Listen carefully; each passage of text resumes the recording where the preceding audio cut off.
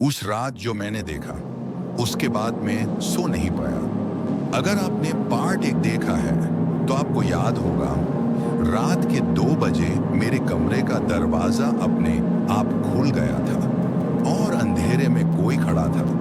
मैंने सोचा शायद मेरी आंखों का धोखा हो, लेकिन जो अगला सीन था वो मेरी जिंदगी का सबसे डरावना पल बन गया।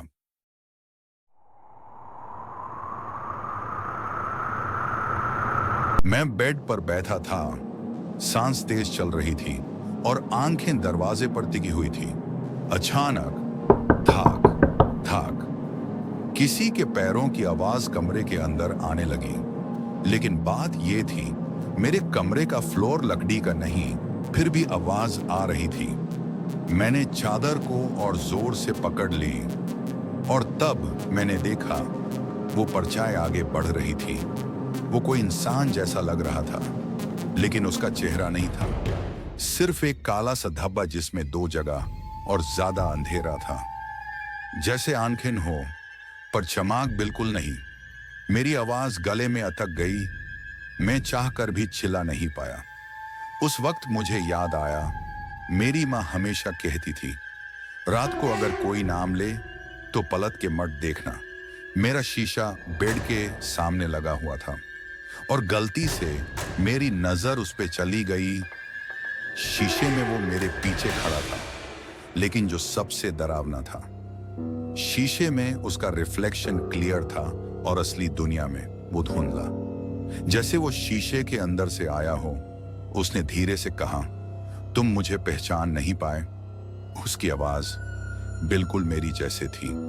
तब मुझे याद आया, इसी कमरे में सालों पहले एक लड़का मरा था। लोग कहते थे वो आईने के सामने घंटों खड़ा रहता था और उस रात मुझे समझ आ गया, वो मैन ही था या मेरा कोई और रूप। मैंने आंखें बैंड कर ली और जोर से हनुमान चालीसा पढ़नी शुरू कर दी। अचानक सब शांत हो गया। जब आंखें खोली, कमरा बिल्कुल नॉर्मल था।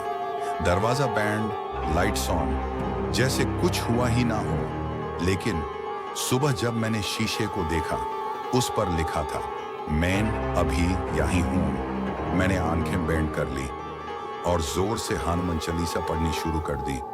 अचानक सब शांत हो गया। जब आंखें खोली, कमरा बिल्कुल नॉर्मल था।